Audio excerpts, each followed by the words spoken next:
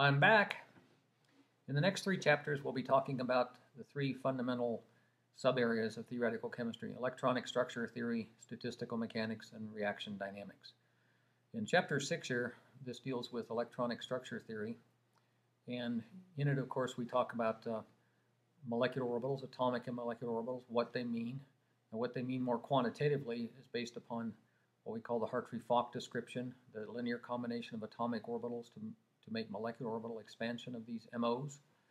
We talk about basis sets, Slaters and Gaussians, polarization functions, diffuse functions. Talk about the Hartree-Fock approximation and so-called Koopman's theorem, and what do orbital energies mean, and how the total energy is not the sum of orbital energies. And we talk a fair amount about the conventional shapes and sizes of orbitals. One thing that's a bit unique to this treatment in this chapter is we talk about Rydberg orbitals, which are showing to be more important in chemical research these days. So I thought it was important to explicitly talk to you about that.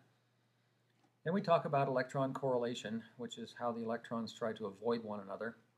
Talking about configuration interaction, perturbation theory, couple cluster, and the density functional method, which is very popular these days. I also include a discussion of what we call energy difference methods, that is, methods that allow one to obtain directly the energy difference, say, between an excited state and a ground state, or between an energy of a neutral molecule and an anion, or a neutral molecule and a cation. This is a little bit important because energy differences are intensive properties, whereas the total Hartree-Fock or total Schrödinger energies of states are extensive properties.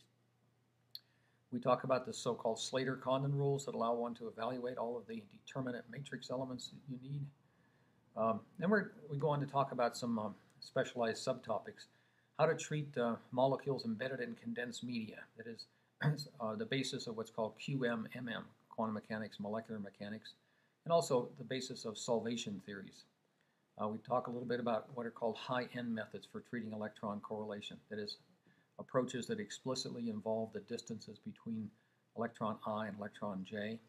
And I like to think it's also important to talk a little bit about how experimental methods and approaches relate to the theory that we're doing. So I include a discussion of visible and ultraviolet, that is electronic spectroscopy, photoelectron spectroscopy, as well as a kind of spectroscopy called electron transmission spectroscopy that allows one to probe the energies and properties of orbitals that actually have negative electron binding energies. That is, they lie in the continuum. And these are actually a fairly important subjects.